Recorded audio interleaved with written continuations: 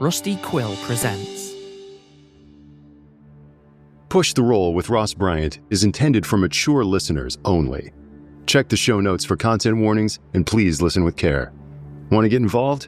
Back us on Patreon and submit your ideas for our improvised games. Your suggestion just might inspire our next Call of Cthulhu adventure. Join today at patreon.com/pushtheroll.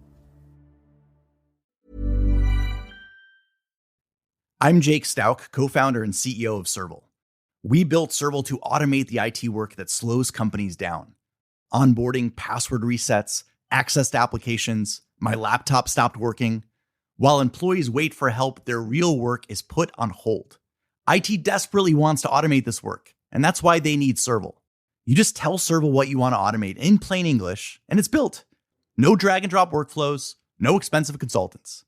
Employees get unblocked, and IT teams go from drowning in tickets to building what actually matters. With Serval, IT becomes the AI engine powering the entire company. This is a new way to run IT. We guarantee you'll automate 50% of all tickets, and we'll prove it to you in a free 4-week pilot. Go to serval.com/acast. That's serval.com/acast.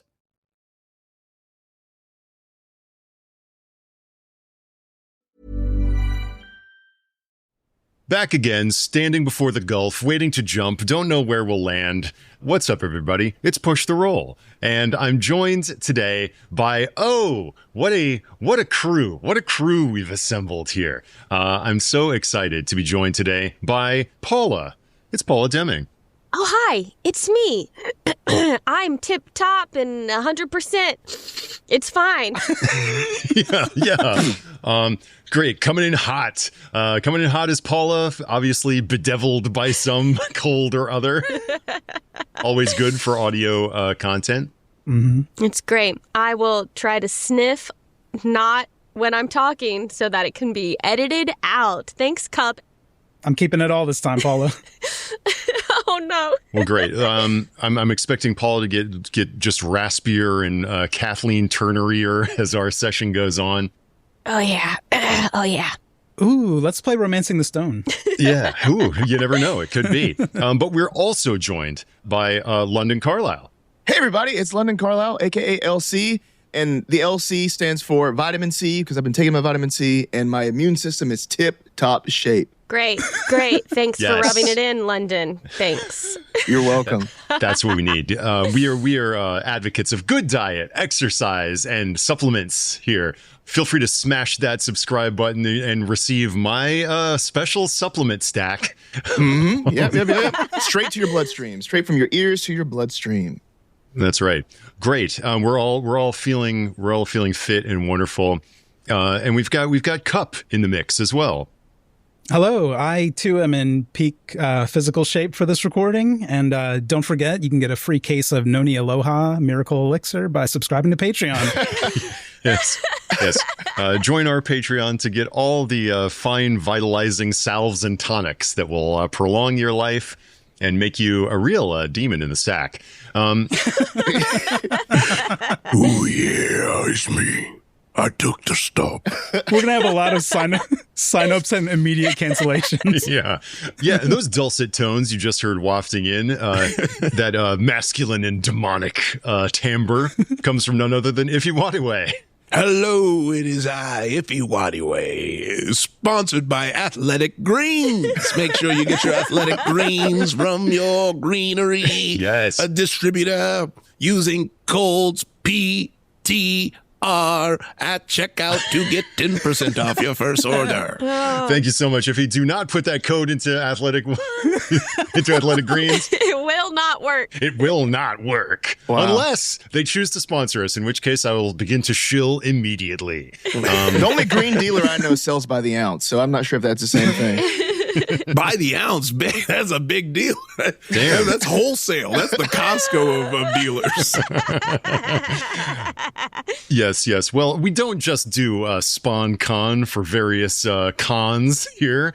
No, we don't just simply talk about how to prolong our lives and make our cellular structures rich in wonderful vitamin C. We play the game Call of Cthulhu, and we do it by selecting a title submitted by you, our lovely Patreon subscribers. Those of you who have submitted, we've got a huge list to select at random. Gosh, does somebody want to do the honors and roll a D100 to pick the title that will inspire our session? Ooh. London dropped his dice. He's out. I had a D100, but now I no longer do. As London's D100 skitters under his desk, perhaps we'll go over to Iffy to hit us with some of that beautiful vitamin D100. All right, well, I got it now. I got the D100. It says 50. Ooh. Wonderful. Straight down the middle. A 50 on the D100. Cup, what is the title that the dice have chosen for us? Okay. This title comes from Bucho Rodenberger, and the title is I Heard the Secret Loudly. Ooh. I like that. That's a good one.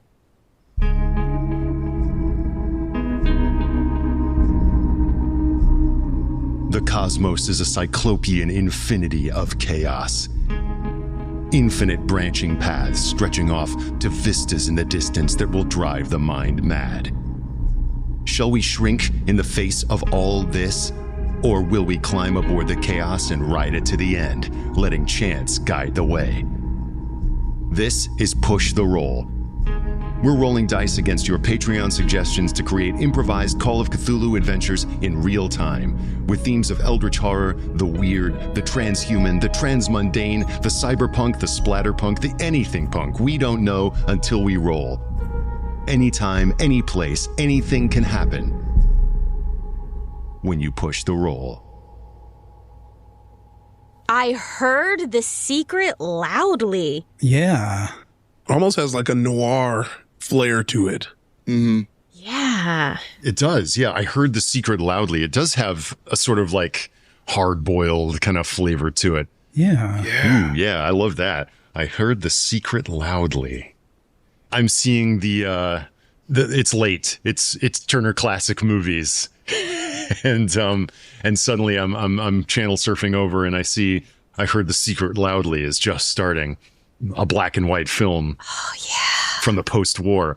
Boy, yeah, that's a cool mode to play in. Yeah. Have we done like a noir kind of inspired game yet? I don't think we have. I don't think so.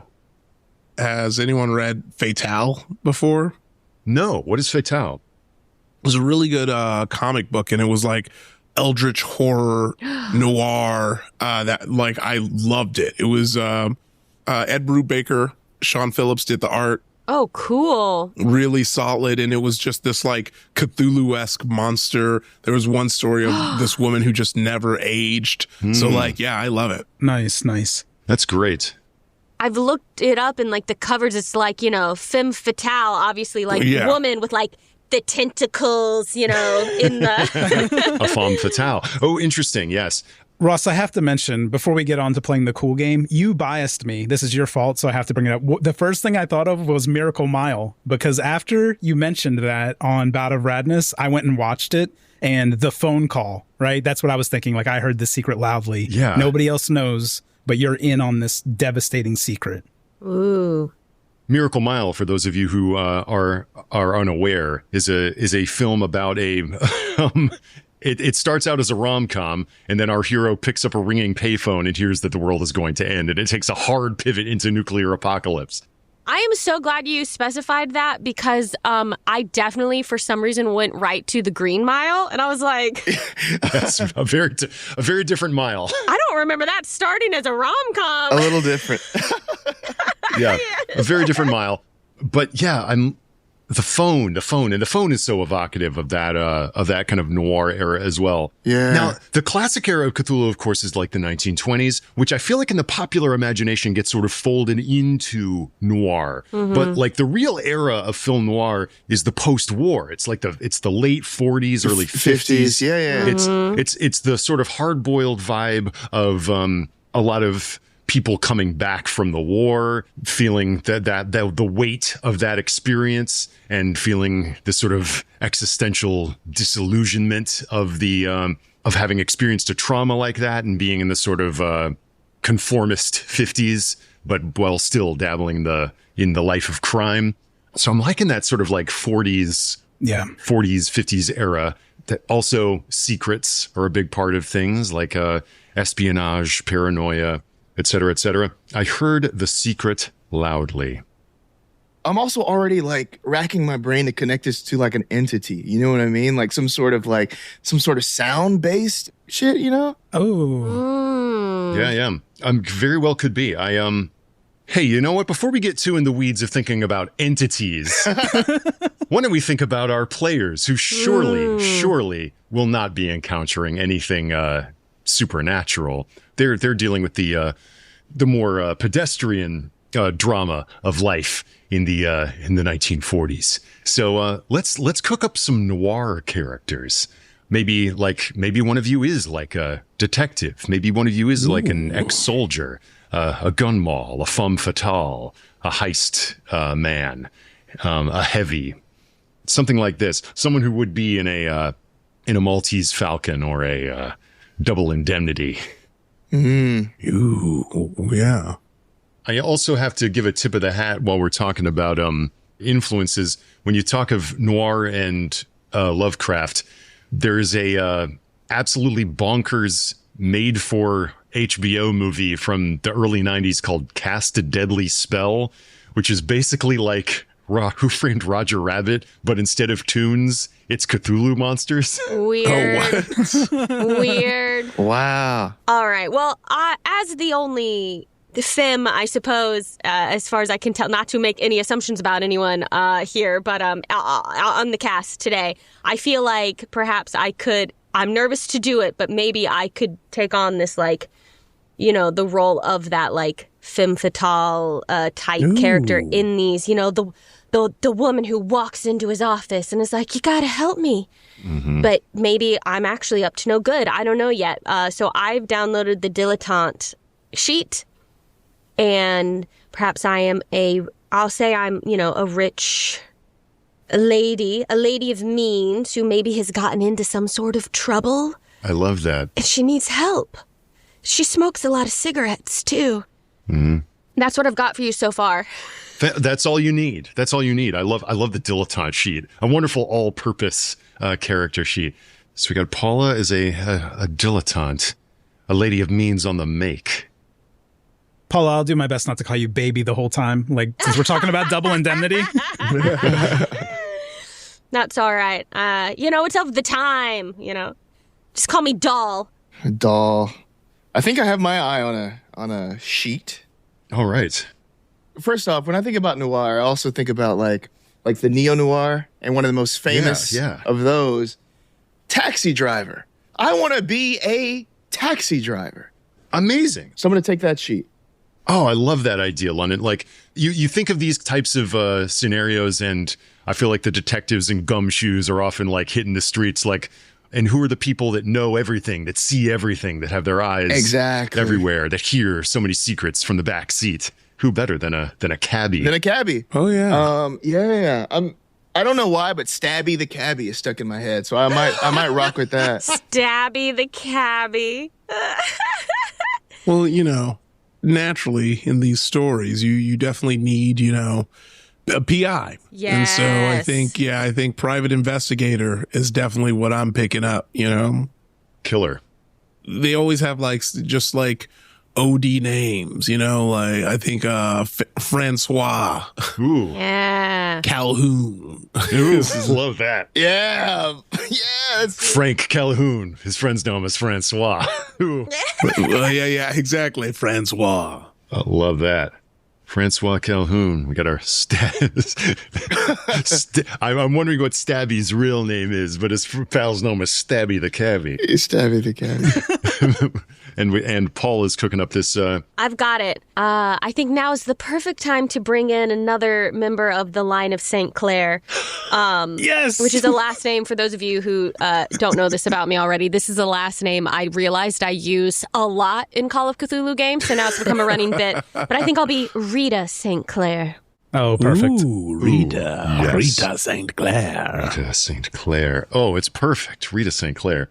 Something just popped into my head. There was a book I bought maybe a year ago, and I was like, oh, I got to use this in Call of Cthulhu, and damn it, I'm going to use it today. Are y'all familiar with Ouija, the kind of original Nightcrawler? Yes. He's a photographer. Yeah. He was a crime scene photographer in New York City and took like very provocative photos of like murder scenes. So I'm going to be Leon Grimaldi. Yeah. Ooh. Wow. Leon's going to be a guy who lives in his car. He takes photos of crime scenes, especially murders. And he like has a portable darkroom to the extent that you can in the 1940s. But his main thing is he always beats the cops to the scene. And I think maybe London, if you're cool with this, Stabby the cabbie helps him get to the crime scenes most of the time because they're buddies. Let's do it. Yeah, we're best friends. We get it. Yeah.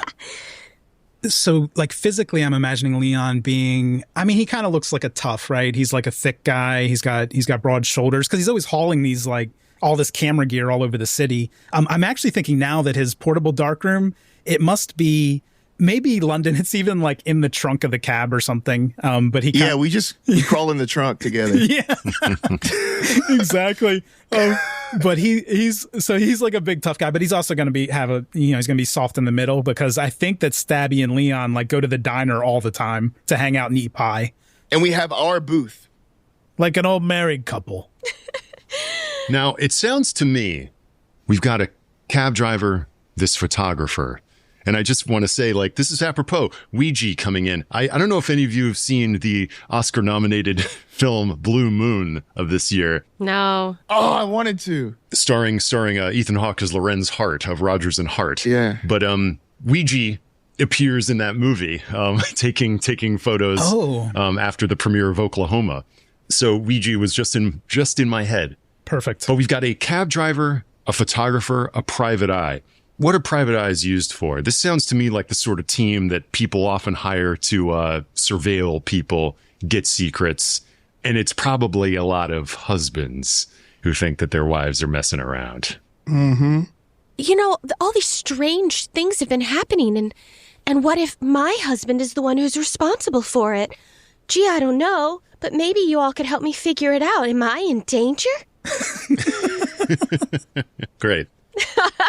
I love that. Or maybe I'm being investigated. You do, I don't know. Relax, baby. This builds to what is one of the hardest things to write and especially to improvise, a mystery. So let's let's do it. We've got our team together. Rita St. Clair, Francois, Frank Calhoun, Leon Grimaldi, Stabby the cabbie. Yeah. It almost sounds, Ross, too, like Leon in particular might hang out like around Francois's little office waiting for like jobs, right? So that's right. Yeah, that's right. I imagine, the three of us are kind of like a little unit. It sounds like you are like a little unit. Just hanging around looking for scraps. Wow. Francois is really hitting the SIGs hard. I thought Paula was going to have the raspiest voice in the game today. You know me. Wait till you hear Stabby. Just kidding. No, that's not going to be it. Oh my God. Stabby was stabbed in the throat. Yeah. That's where you got the name. Yeah. He's got a trach. Great. It's an Oops All Tom Waits episode. Yeah. Oops, all Tom Waits. Push the roll. Yes. Yeah. Love this. All right. Are we feeling good? Ready? Oh, yeah. Oh, yeah. We're feeling great. I think so.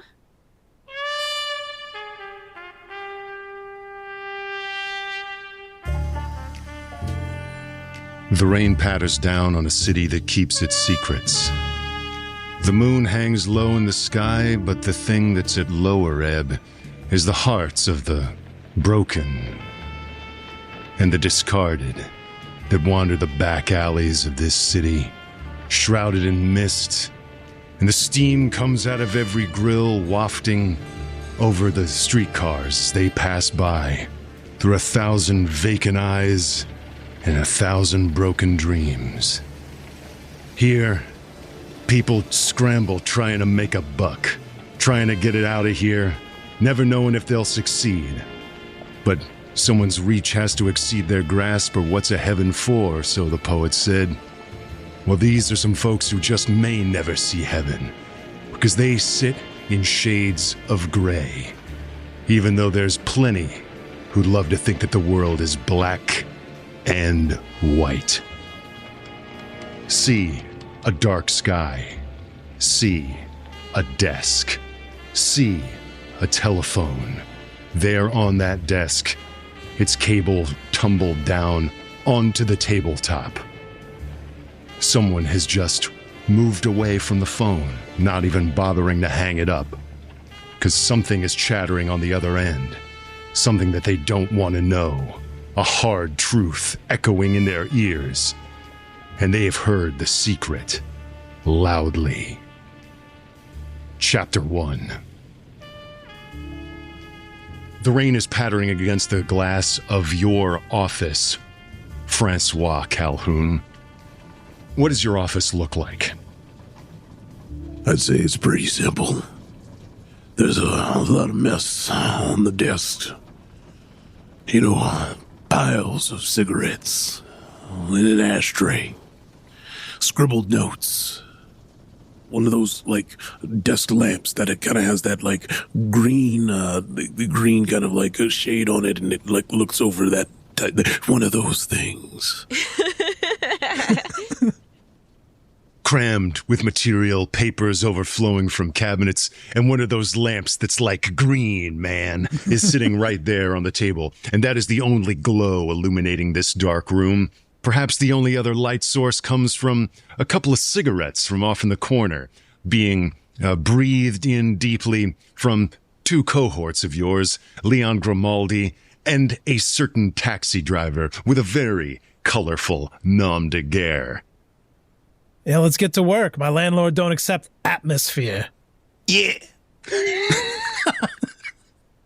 Yeah, it's looking like another night filled with crime and us to just get a closer clue to figuring out who might be behind this thing. So, what do we say? Just kind of hit the night beat? Or should we sit here and wait for a call? Well, if you got a clue, then me and Grimaldi know what to do. That's right. Stabby drives, I shoot, you do whatever you do, that scrunched up thinking face you got. And this sort of repartee is whiling away the evening hours. It seems as though you're between jobs at the moment, Calhoun. Maybe times haven't been treating you so well. It's been a lot of ladies telling you that their husbands are running out on them. A lot of husbands thinking the same.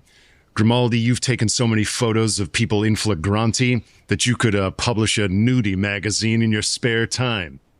For the record, those were tasteful domestic betrayals. Maybe you're looking for a higher class of job, but that doesn't seem to be coming through at the moment. And it's perhaps as you're having despondent thoughts such as these that there's a rap on the door. And before you have the chance to even get up, the light coming through the transom at the top grows a little bit brighter as the door swings open and the light from the hallway filters into the darkness and the cigarette smoke of your office. And gosh, if the first thing you see isn't a high heel, and it happens to be attached to a leg that goes all the way up. Why don't you tell us what Rita St. Clair looks like? Oh, yeah, I think first in silhouette, standing there in the door as she takes one step into the office saying, Mr. Calhoun, you see an impeccably and expensively dressed woman. Her hair, curled and pinned just right. She's in kind of a bit of a traveling suit, skirt and jacket, with a jaunty, fashionable little hat, maybe one that's got a bit of netting that comes just over one eye. She's just impeccably put together. The kind of person you look at and she comes from money. Mr. Calhoun, I was told that you might be able to help me.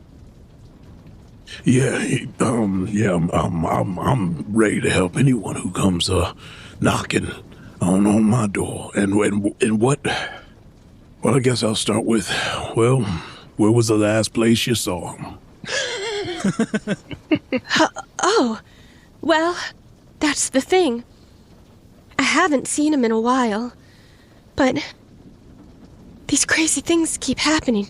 I keep hearing reports of people going missing, or maybe even dying, and I can't help but wonder if maybe he's got something to do with it.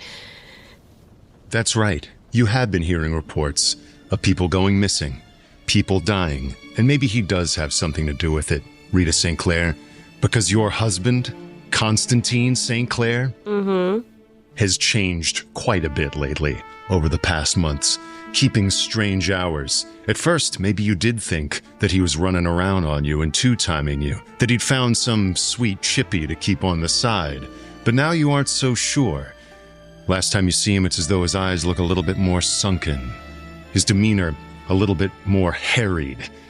You become suspicious that he might be involved in something truly, truly dark. I don't know what could be going on. Even the way he looks changes, and I swear the last time I touched my fingers to his arm, he felt cold. Colder than normal. I don't know. Maybe I'm crazy, but that's why I need help. Rita St. Clair, and she sticks her hand out to shank. Don't shank him. I started to say shake and thought Frank. Sticks her hand out to shake Francois's hand while also looking over to notice the other two gentlemen in the corner. Do you think you can help me? Have you ever investigated anything that sounds, I don't know, a bit crazy? Flashbulb. Leon takes a photo of you. Yeah. Ma'am, before you come any closer, I just wanted to tell you to watch your step. My man Frank's tongue is out here on the ground. I don't want you to step on it. That is not what you're supposed to be standing over there doing. You gotta be ready. Just quiet from the peanut gallery. Now. And Frank has sat up in his chair and is grabbing Rita's hand and was like, now look, that's what I do best. Crazy is what I do best. Searching these dirty streets for something that's not quite right.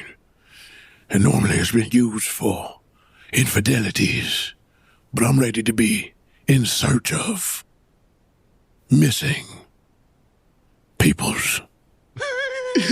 That's good, because I'm not sure it's an infidelity of the heart. I think it might be an infidelity of the spirit. I don't know. That was deep. Well, yeah, this St. Clair seems to have a kind of poetic soul, but it seems as though she's putting you on the track of a missing person, that her husband, Constantine St. Clair, is missing. His behavior has changed over the past months. He needs some leads to figure out who he's been involved with, who might have seen him, and where he might be now. That is, of course, if he's still alive. Well, Leon, Stabby, I think we got our mission for the night. Oh, your name's Stabby. That's an interesting nickname. That is my name. Yeah, it's not the name my mama gave me, but it's a name nonetheless. One that sticks with me. Well, my mother gave me the name Rita. Rita? Yes. Well, nice to meet you. No way. Yes way. Hey, that was Stabby's birth name, Rita. Exactly. My name is Rita. That is my birth name. Maybe we're related. Is that how that works? That I do not think so, Stabby. I have to tell you. I hate to be the bearer of bad news. Oh, never mind. But I'm sure we can be fast friends anyway. Stabby. Is this little bit of banter true? What is Stabby's real name? I think they were trying to go for Reeder, Reeder, but it always was pronounced as Rita. Got it. And so Reeder is his proper name. Whenever he hears Rita, that's sort of the same thing in his mind. So yeah, his name is Reeder James. Reeder Stabby James is his full name. Awesome. Great. So this is the little job that you're being offered, for which I'm sure Miss St. Clair will pay well, a daily rate plus expenses. I have everything that you might need. Don't worry. I could pay for all of this. Perhaps we start back at my place so you could see if maybe there are any clues there that I wouldn't be able to spot. I'm not an investigator. Yes, that sounds very good. Yeah, I think we'll go right there. Do you live far? Oh, not that far. But I suppose we'll have to hail a cab. I did have one bring me here. Not a problem, I assure you. And let's just see, like, rain, cab door, slam, meter, ka-chink, on. And it rolls off into the evening, winding away from the tall buildings where Francois Calhoun keeps his offices, out and away, across streetcar tracks, across viaducts, up picturesque lanes, to a beautiful, enormous house, up in the hills, and see the cab winding up these little hairpin roads. May I add some flavor? Please. Has anyone here seen Kinds of Kindness by Yorgos Lanthimos? I have not. No, I haven't. No. Well, in it's like an anthology, and one of the bits of it, Emma Stone's character just drives so recklessly. Like, whenever she gets in a car, she just, like, drifts it, like, goes, like, 0 to 60 and, like, whatever. That's what Stabby does for absolutely no reason. He just... And that's how he just drives. So, for flavor, that is how he's getting to this place. And he'll even do a donut as he pulls up to the front before parking. Wonderful. So what I was just describing as winding was really more like Tokyo drifting around these curves. And Rita and Francois, you're being pressed together in the back seat through the G-forces of these sharp turns as you go absolutely rocketing up these tight little roads. Apologies. No apology necessary. It's kind of thrilling, isn't it? Stabby, I swear to God, if I die in this cab, I'm haunting you. Come to rest. Screech! Fishtailing to a stop in front of a large manse there in the hills. You pass through an ornate gate. There's a little bubbling fountain out front and a portico leading back into where Constantine and Rita St. Clair call home. The house is at your disposal. He had his own study, of course. Well, I think that's where we'll start, is the study. We gotta see what's in there. Maybe it has some clues. Yes. I'll show you the way, and I will lead them. Hey, where you going? In. Where you going? We're going to the study. Come with me. A little payment first. The meter was. Oh, of course. And I will just open up a purse and hand over money with a tip. Oh, thank you kindly. Now, come along. You're all here to do investigating, aren't you? Yes. Yes. Oh my God, Stabby. I think she's inviting you inside. This is the first time. Usually I just stay outside. I drop them off and then I leave. But this is new territory for me, friend. Yeah, well, you can help me. You can be kind of my photographer's assistant. Okay. God, lady, this place is beautiful. I can already smell the lemon polish. Oh, thank you.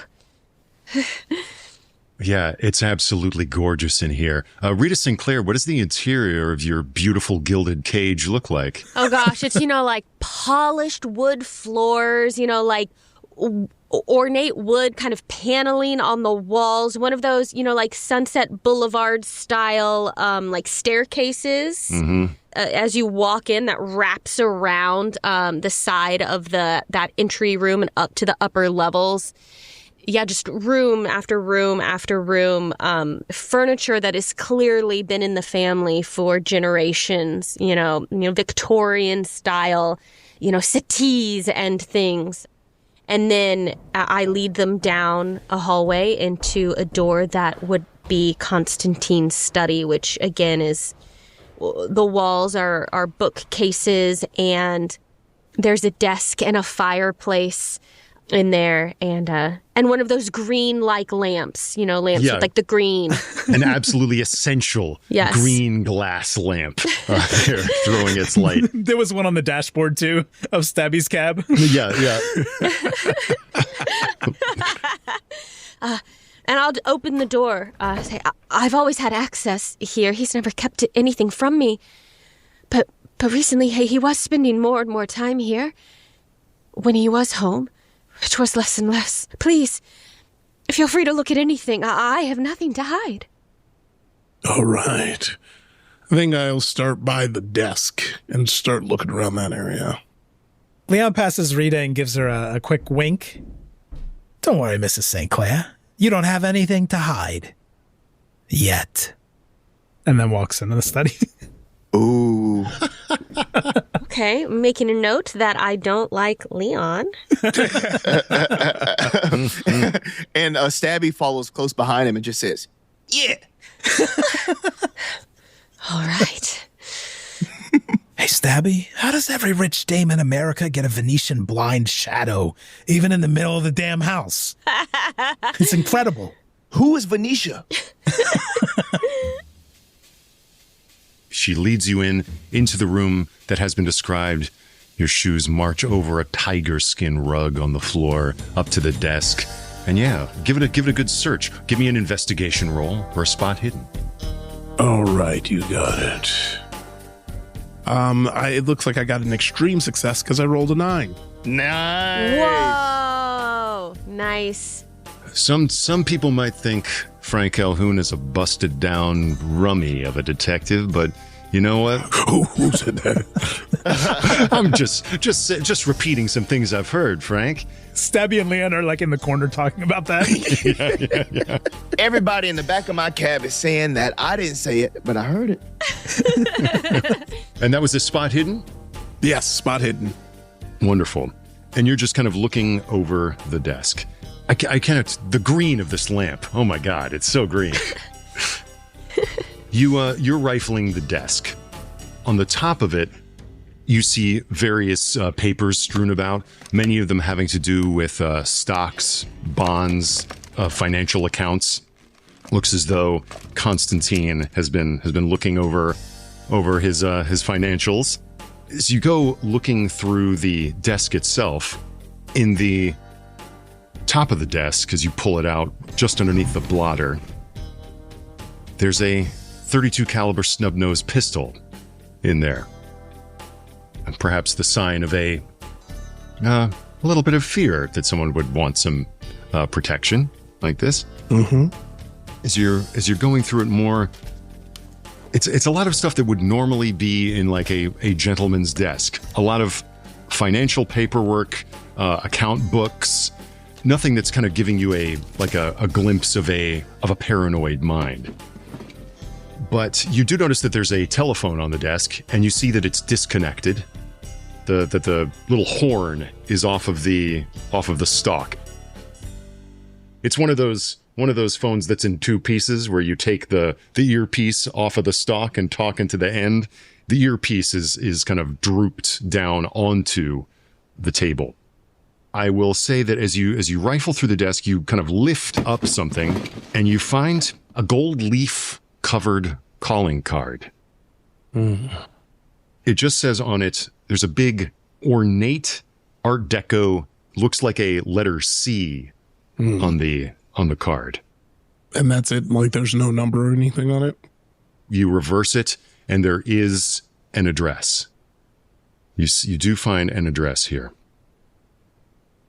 Well, glad to know I still have it. And I'm looking down and I'm finding quite an important clue. That C mean anything to you, Mrs. St. Clair? Club, maybe? Cult? oh, and I'm like suddenly just like right hovering over your shoulder, you know, looking at it. I've never seen this before. Oh, how funny. I think I notice perhaps that the phone is off the hook, and I will reconnect it. As Rita St. Clair lifts the little horn of the phone and begins to place it back on the stock, you could swear you hear a voice emanating from the horn as she does that. All right. Think you might have been in a hurry to get out of here. I think that he might be heading to this place right here. He's been afraid. And I take out the snub nose and I show it. Oh, I didn't even know he had one of these. Yeah. How about you hold it for safekeeping? Me? Yes. All right.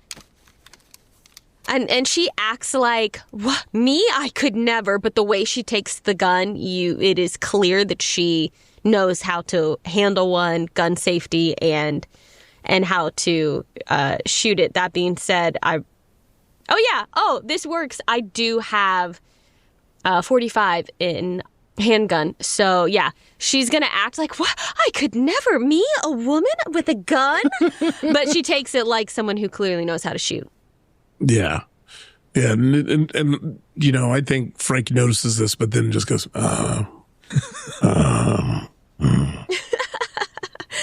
Okay, I want to give you one other thing for that extreme success. Okay. In that same little drawer where you found the pistol, underneath it, you see just like a scrap of paper. As you're feeling around in there, it's not that you find it underneath the gun. It's adhered to the top of the drawer, as if he was trying to kind of secrete it up there. And as you peel it off, you see that on it is written, "The Interpretation of Dreams."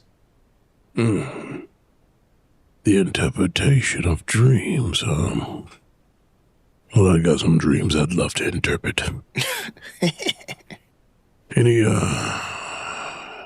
Any thoughts on this, Leon? Stabby? Dreams? Thoughts on dreams? Everybody got a dream. You know that. No, I was asking if you have any thoughts on the clue that I found that says interpretation of the dreams. Maybe you might have heard something, you know, from the passengers that you've had nightly. Let me think about that. Can I do an education roll to sort of go through my nights? I'd love it if you would. Yeah, an education roll. I love that. I think Leon will just look at Frank and say, it sounds like a book. Mm-hmm. You got this book in here, Mrs. St. Clair?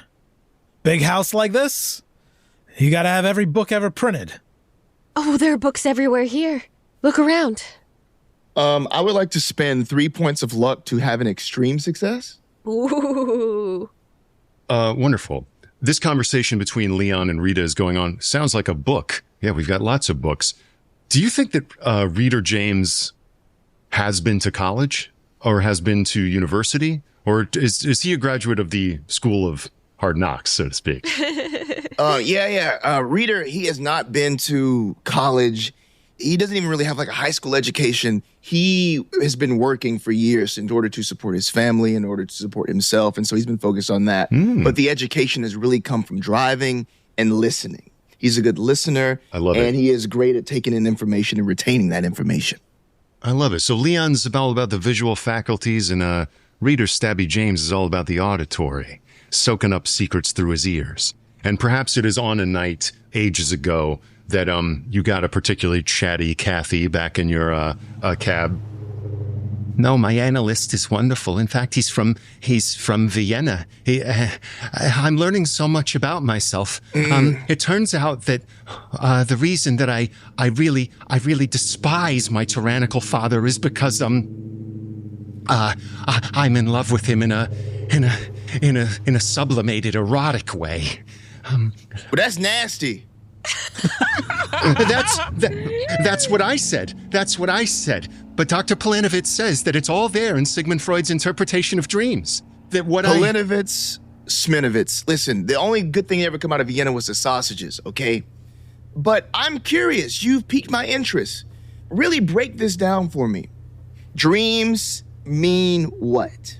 Well, that our sublimated passions and desires go down into a sort of a subconscious substrate of our minds, but our dreams sort of communicate these desires to us when we dream. And so, if you can analyze them, then you can understand the ways in which your mind is sort of getting in your own way, so that you become fully integrated and balanced. And so, I won't have this sort of won't be seeking out the attention of my father in the attentions of other men. And when she says this, she kind of strokes your shoulder a little bit from the back seat. Left side or right side? We're pulling up. Why don't you take me once more around the block? And we're going to leave that little flashback where it was. I'll get out here, Stabby. Yeah. Leon was in there the whole time. That's so funny.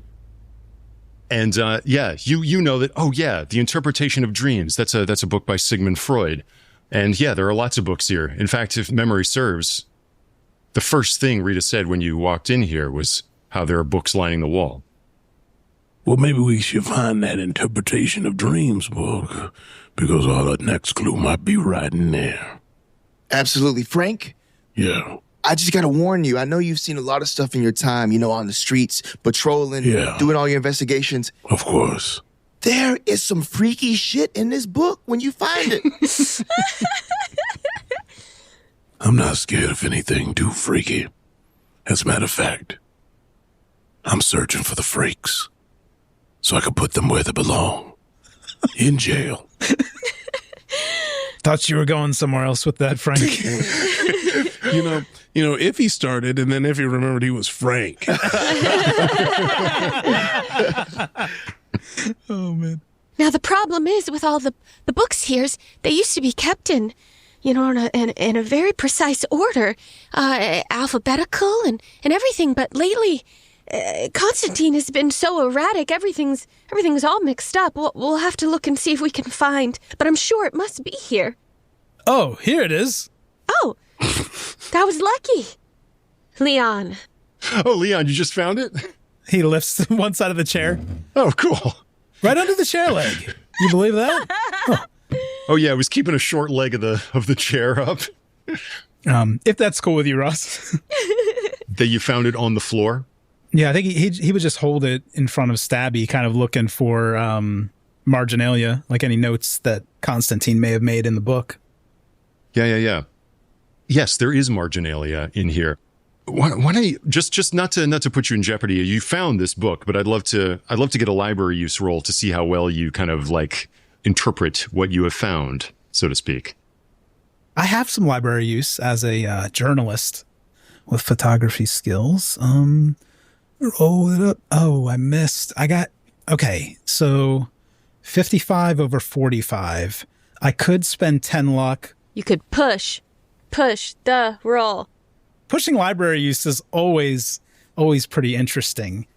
Oh man, I'm trying to think of what I could do to make this a little bit more dangerous. I'll do this if this works for you and Paula.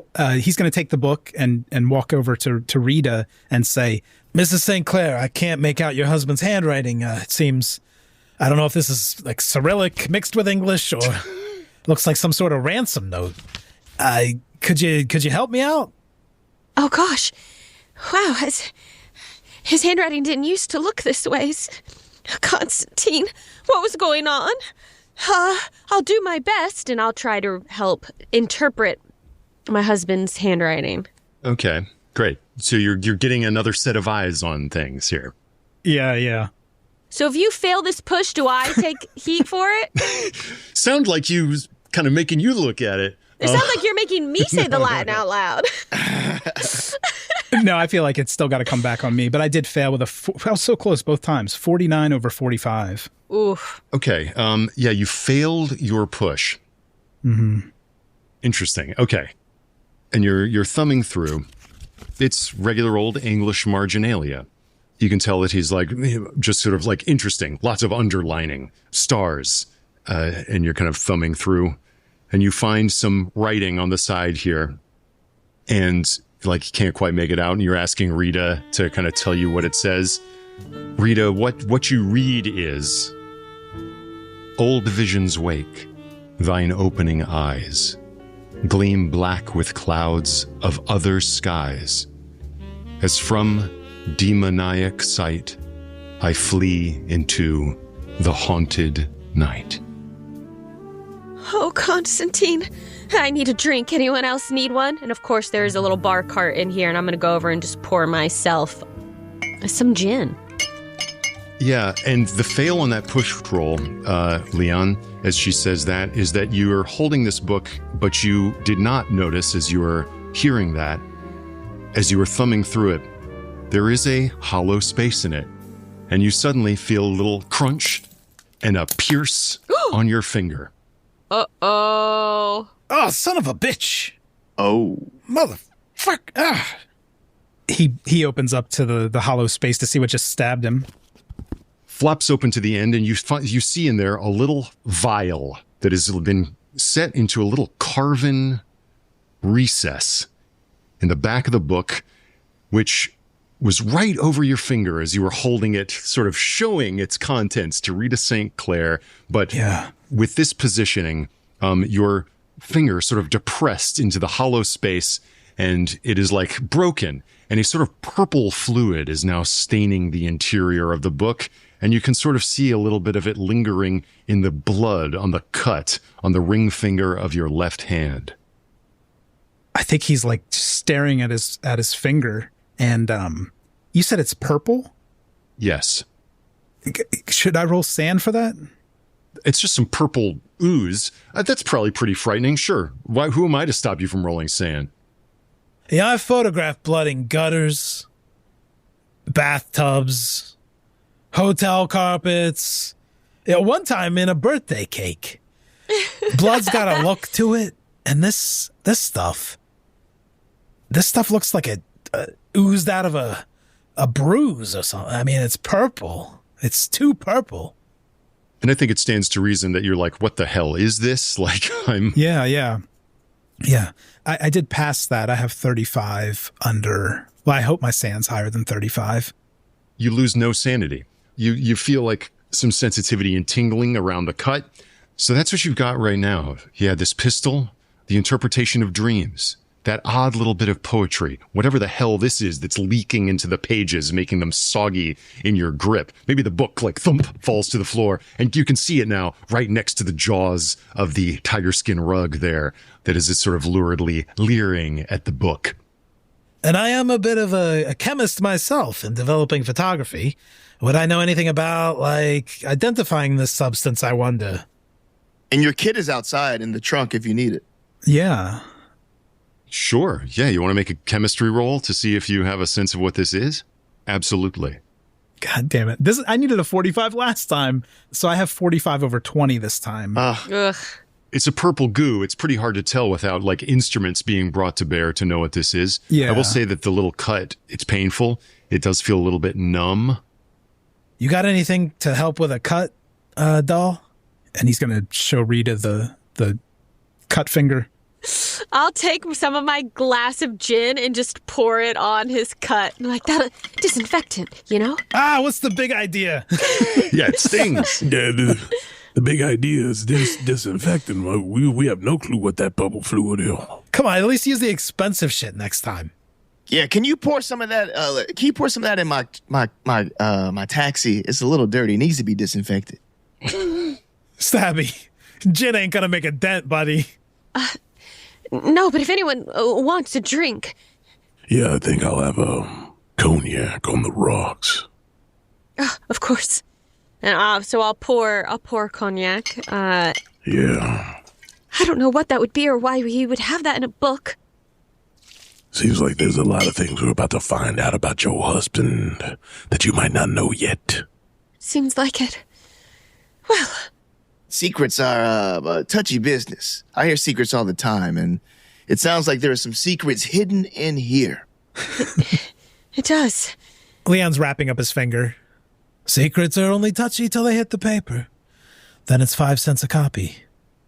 Well, do you think there's anything else we could find, or should we pay?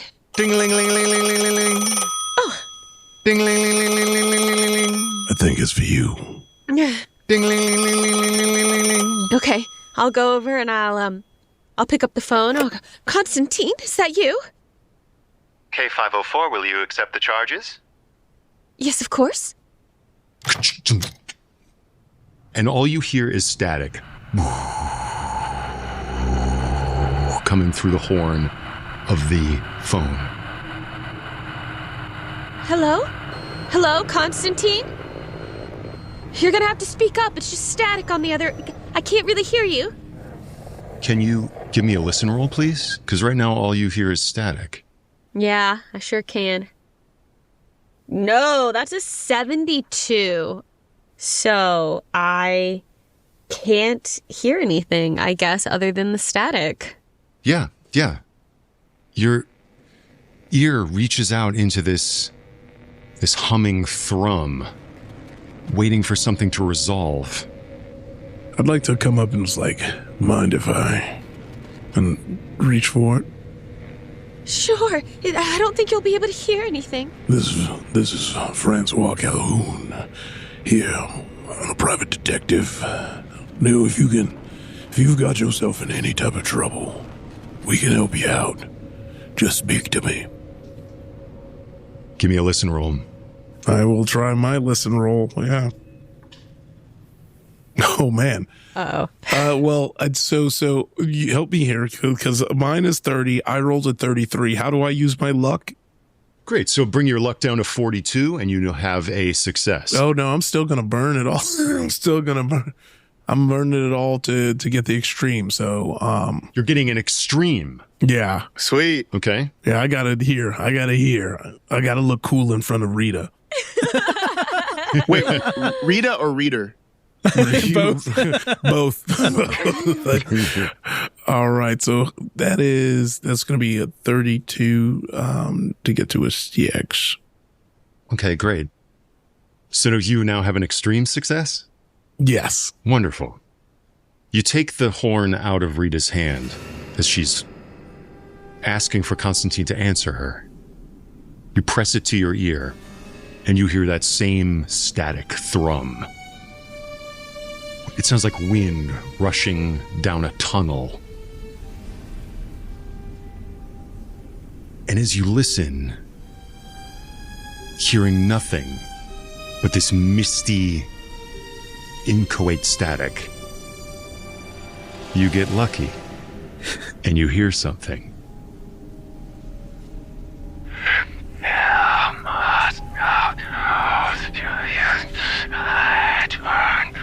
Turn back. Do not follow. I am in hell. Do not follow. I am in hell. You can't save me. Save yourself.